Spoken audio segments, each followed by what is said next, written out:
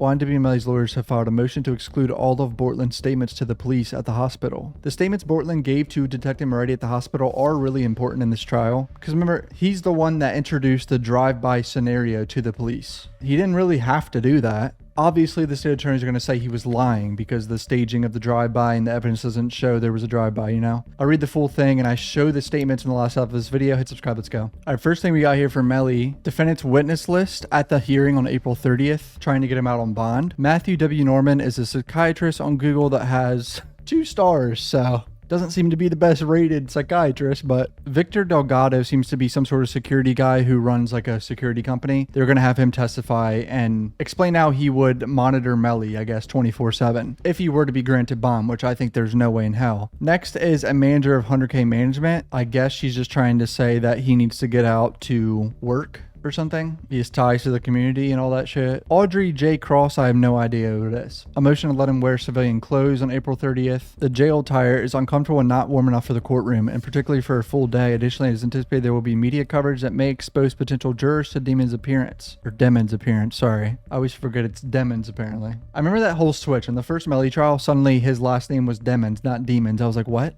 I never heard that until then. In order to protect his right to a fair trial, he should be viewed as a presumptively innocent, accused citizen rather than an inmate. Here is the most interesting motion of the video. Preclude the state from introducing statements made by Cortland Henry. Alright, on or about October 26, 2018 at 4:35 a.m. Cortland arrived at Memorial Miramar Hospital requesting help for 2 passengers in his car. Miramar officer Amengor and medical staff went out to the car and found 2 unresponsive passengers that had suffered gunshot wounds. Henry was questioned at the hospital by Detective Moretti. He recounted to Detective Moretti a version of events. Subsequently, Henry was taken to where he claimed the events in issue occurred and answered more questions by the detectives. Law enforcement was unable to locate any evidence to support Henry's statement about the location of the events. Henry was then released. Okay, so they find no evidence of a drive-by. They drive out there with him. They don't see nothing. No shell casings, nothing. 0 evidence of another car came up and shot at them. Several months later, Henry was indicted for 2 counts of first-degree murder and 2 counts of accessory after the fact. On September 9th, he took a plea, and they dropped the 2 counts of murder, which I still think is crazy.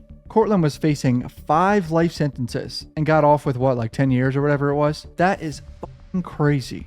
I've said the reason why I think this happened is because they don't care about Cortland at all. They only want Melly. And they didn't want to go to trial with Cortland first because he had to go to trial. His trial was happening. And they didn't want to do it before Melly's. It is not anticipated that Henry will testify. It is anticipated the government will take the position in this prosecution that Henry's statements to the officer and Detective Moretti were not true. So they're going to say he was lying, right? I think they even did that in the first trial. Actually, I cannot remember if they brought up his statements to the police in the first trial, but I believe they did. The statement's an issue. When Henry came into the emergency room, he told the officer his friends had just been shot. The officer called for additional law enforcement and medical assistance. As she spoke further with Henry told her he just left the studio with his friends. He said he was stopped at the traffic light when a car pulled up and started shooting at his car. Henry said he ducked and drove forward. Medical personnel confirmed 2 passengers were deceased. Moretti arrived at the hospital and questioned Henry. He related versions of events that were similar to what he told to the officer, but were more detailed. Henry then accompanied law enforcement to the area and answered questions along the way. When he returned to the hospital, Detective Bortlen questioned him further. Henry answered the questions posed. Henry was released. Legal argument. His statements to law enforcement will violate Demon's constitutional right to confrontation. So what it sounds like is they won't be able to cross-examine Cortland because he's not a witness in this case. He's not going to testify. If you're new to the channel, please hit subscribe. I appreciate the support. Back to the video, boys. Demons has the absolute right to confront the witnesses against him. Henry becomes an adverse witness through introduction of his statement by the state. Yet Demons is unable to confront Henry about the statements. Demons will be unable to cross-examine Henry on whether the statements he gave were actually true, whether he was merely mistaken or whether he actually lied. If he lied, Demons will be unable to cross-examine Henry as to why he lied and what motivated him to lie. He will be unable to cross-examine Henry about the conditions under which he gave those statements to law enforcement. The statements taken by law enforcement at Cortland are testimonial. Supreme Court already ruled that out-of-court testimonial statements that have not been subject to prior cross-examination by an accused are categorically disallowed as violation of the 6th Amendment. So they're saying this violates Melly's 6th Amendment right. It is anticipated the state will attempt to show the statements made by Henry were not true. While this evidence may be admissible against Henry to show consciousness of guilt, this will not make the evidence admissible against Demons without any opportunity for cross-examination. And also, they say the admission of guilty plea by Henry would surely violate the right of confrontation. So too is evidence of guilty conscience. Statements made by Henry to law enforcement are not relevant to the prosecution of Demons. Henry's consciousness of guilt is not relevant and highly prejudicial to a determination of Demons' innocence or guilt. It's simply not a material fact in the prosecution of Demons. And here's where I was like, whoa. Because remember, the state pretty much infers that Demons told Henry to take the bodies and told him what to say. I mean, that's what this means, right? Melly killed them. They staged the drive-by and then got out of the car, left, and told him to go take the bodies and say all this. There's no evidence to suggest that Demons instructed Henry to provide the statement to the police or otherwise participate in the making of the statements. Therefore, Henry's statements to law enforcement are not relevant. And it's kind of true. There is no evidence of this besides just like common sense. The statements are also prejudicial if admitted to show Henry lied and ultimately to show Henry's guilty conscience. Given Demons and Henry's friendship, the fact of Henry lying to police will have a prejudicial effect on Demons' right to a fair trial. It would allow the jury to speculate as to Demons' character in befriending a liar and or a murderer, as well as his role in the homicides based upon his friend's guilty conscience. Okay.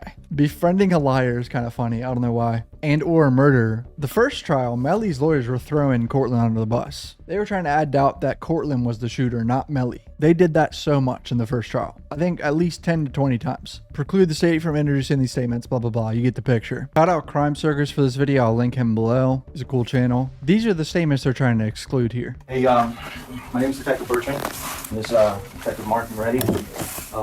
We're here to talk to you about what happened. Okay, all right. Listen, we need you to be straight up with us and tell us where this happened. Okay? My understanding, you told these officers something, but the evidence doesn't show that it happened there. Tell me where it happened, officer. Right off the exit. Right off the exit. As soon as I almost got to the light. Okay, tell me what happened. Man, I was playing music, getting off the exit. I was already getting sleepy. Almost home. You know what I'm saying? And like just out of nowhere, like I just heard gunshots, you know what I'm saying? So, and I ducked down, you know what I'm saying, in the car. Actually, and I almost crashed. Let me back you up a few minutes. Where were you coming from? I was coming from the studio, from Fort Lauderdale. Fort Lauderdale studio. Which way did you take? I took I-75. Then you took 75 south? That's what. If you come from Fort Lauderdale, you take 595, right? Yeah. And you get on the expressway, right? Yeah, so yes, that's what I'm saying. Okay. And then we got off the Mid-Mark exit. Exit. And then when I got past, the 3-turn signal. Yeah.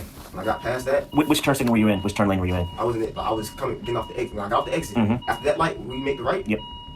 I came down. You know what I'm saying? I was coming down to the light. You know what I'm saying? And as I'm passing through the light, you know what I'm saying? But what lane were you in? I was in the left lane. I was in the left lane, but I was in the left lane. Left. He's on the far left side. Yes. Okay.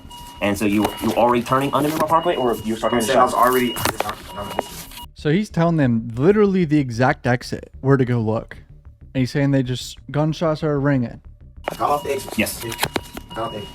Were you going west or east? I was going west is this way, man. No. Okay. Like shopping centers. Gas- You talking about gas like station, that? You talking about like Chick-fil-A and stuff like that? Yeah. Chick-fil-A, That's what I'm saying. Like I got like around that area, and I started hearing it. When I heard it, I just like, you know what I'm saying? I ducked and I almost crashed the car. You know, so I hit the median a little bit.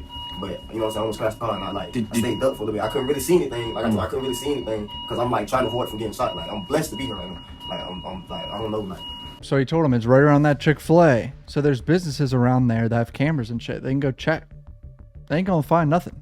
They didn't yell anything. Anything was said. Man, the car was still rolling forward. You know what I'm saying? So I'm trying not even. You know what I'm saying? I'm trying to stay safe. You know what I'm saying? I'm trying not to even get hit, and I'm scared. You know what I'm saying? For my life right now. And the car's just rolling. I don't know what car, which way it went. You know what I'm saying? Nothing. Here's the hard part where we're having a hard time to understand is that we shut down that entire area, and we had officers shoulder to shoulder walk it out. They didn't find as much as one shell casing. They didn't find one piece of glass. Nothing to what you said adds up. And it's hard. Bro, I'm telling you, bro, that's the glass. I mean, for whatever reason, What's going on, bro? your two friends died. Are these your good friends? Yeah, that's what I'm saying. These are my. These are your two, I'm assuming, close friends. Yeah, we got. And you're doing them an inservice by not telling us the truth. I'm telling you the truth, sir. I don't like. What do you want? How do you make shell casings disappear? I don't know. How can I tell you about a shell case? And I'm driving, ducking for my life, trying to make sure I don't get hit. And you telling me, you telling me about shit. I don't know. You know what I'm saying? I'm trying to make sure I don't get hit. I'm driving. I'm trying to make sure I don't get hit. You know what I'm saying? What I'm gonna be worried about? You know what I'm saying? I know it's not for you to worry about. Shit crazy, bro. But if you tell me it happened there's got to be some evidence there. There's going to be broken glass, just like there's broken glass over here when you guys open the doors and stuff like that. Okay, there's going to be broken glass over there when the windows got shot out. There's going to be casings from the people shooting at your car. Okay, there's going to be evidence over there. Okay, right now, there's nothing. Okay, now, I kind of think I know what happened because I got information that something else happened on the east side of the city in Pembroke Parks, which sounds similar to your thing, but you need to tell it. You need to be straight up with us, okay? Listen, I know you maybe you're scared, but like Mark said, you're doing your friends a disservice. We can't do our job. I'm not doing no disservice. I'm telling you this straight up, honest truth. Like I can't. what can I like tell you if I'm ducking for my life? My head's over here, steering wheel's here. I'm trying to make sure I'm like, you know what I'm saying? But like I'm keeping the car straight by hitting median. You know what I'm saying? God, that shit fucked me up, bro. Let me ask you this. I look up and see them like how they looking. You think I'm like looking for a car? No, hell no. So now you get off, you pass Dykes. The shooting hasn't happened yet, or did it happen yet? You passed Chick-fil-A. Yes, I passed Chick-fil-A. Did the shooting happen? Like I got on past the light and then it happened like. So at the time that you passed Chick-fil-A, did the shooting already happen or no? No. Okay. You said at the time I passed it? Yeah. Like a little after. I was saying just a little after. Okay, so you pass the light over here, Yeah. the second light after you pass the exit. Yes, There's a sir. light there. Yes, sir. You turn right, then there's an intersection there. So you were past the intersection. The shooting hadn't happened yet. Yeah. Is that what you're saying? And then I got right on past the light. Follow me? Mm-hmm. Right on past the light, sir. No bull, bro. No bull. I'm like, you know what I'm saying? Mm-hmm. And I swerve a little bit, hit the median, but like the car's still rolling, and like I'm still ducking. I'm trying not to be seen. You know what I'm saying? In the car. Did you hit anything else other than the median? Because you got damage to the hood of your car. That was already. The damage to the hood of the car was already there? Yes, sir. You know, after you pass, there's Chili's, then there's a park, Miramar Regional Park. I think it's Chili's like double, right? Huh? It's like you can't really see Chili's, right? Yeah, it's kind of like a little bit hidden, Yeah, you know, yes. because there's like a little berm that kind of, there's a little shopping strip there. There's a whole bunch of little restaurants. And then there's the regional park. Then after the regional park is where the Target is at and the new Pollo. We're just trying to figure out, you know, for you to give us a little bit better pinpoint where you think it happened. Was it before the park or after the park, the regional park? It was like right, like. Oh, man. It seems like he don't really even know where to say it's at. Like they've been trying to beg for the exact location, and he's not really giving them the exact location of the shooting. How about we get in front of you, show us? You want to do that? I guess, man. I guess, bro. Yeah, we can. But like, after that, like, I'm this shit, like, it's like breaking my anxiety and shit, like these, like, I can't, like, they're really dead right now. I just seen these men in the car, dead, bro. And they haven't been having enough problems with anyone lately? Who? Your roommates. You know, not really. That's what I'm saying, like, everybody, then people been saying, like, stuff is squashed, and stuff like that, and They said stuff was squashed? people have said stuff was squashed. Well, who was it squashed with? Oh, people that don't even, like, I know they. Well, we're trying to help, you know, I know. your friends. I know What happened? I know. So, you know, I mean, if it was my friends, I'd, It's you just know. like I can't like you know like you if you was there and you was in No, I like, understand like, it. You know, getting shot at, I'm sure it's not a fun thing. I've been shot at too, so I definitely know. But I definitely would want, you know, to find out or help the police as much as possible. You know, because listen, the bottom line is, man, you know, I know you're mad and you want revenge and all that kind of stuff, but the reality is, what's it going to bring to you? A momentary satisfaction? I'm just saying, what would that bring to you? A little bit of satisfaction, but then you get caught and then you end up, you know, in jail. Maybe you kill them, they're suffering or whatever is done and over. They don't get justice through the law, but then you end up in jail. You know, so who won? You know, is the truth, you know? They win, you know, because now instead of killing 2 people, they essentially kill a 3rd, because once you go to jail for life for killing somebody, then your life is essentially over too. So you gave them the satisfaction of taking out the entire car. I'm not thinking You know. of retaliation, man. I'm trying to make sure my mom and my sister, man. That's what I'm worried about right now, man. This is a hurtful fit. You know what I'm saying? It's a hurtful fit. And lose 2 people you grew up with. You know what I'm saying? Have you fired a gun today? No. You know they're going to be able to tell, right? Yeah, but I ain't fighting no gun. Okay. How I'm fighting? I'm asking you. I'm not accusing you of anything. If I remember correctly, he did test positive for GSR residue on his hands. But there is a significant amount of evidence with the blood spatter that shows he was in the driver's seat. He wasn't in the back seat where the shots came from or whatever. Because if somebody was shooting at you, you know, and you shot back, that's self-defense. So there's nothing wrong with that, okay? Actually, the law allows you to do that. But I just want you to be straight up with me, okay? Because if we test your hands and stuff, it's going to tell us if you shot a gun today. No, I didn't shoot a gun today. I didn't shoot a gun today, sir. I was driving. Are there going to be any guns in the car? No. So Melly's lawyers don't want none of that in, boys. Hit subscribe. Thanks for the support. Peace out, guys. Wish that I could write on my own.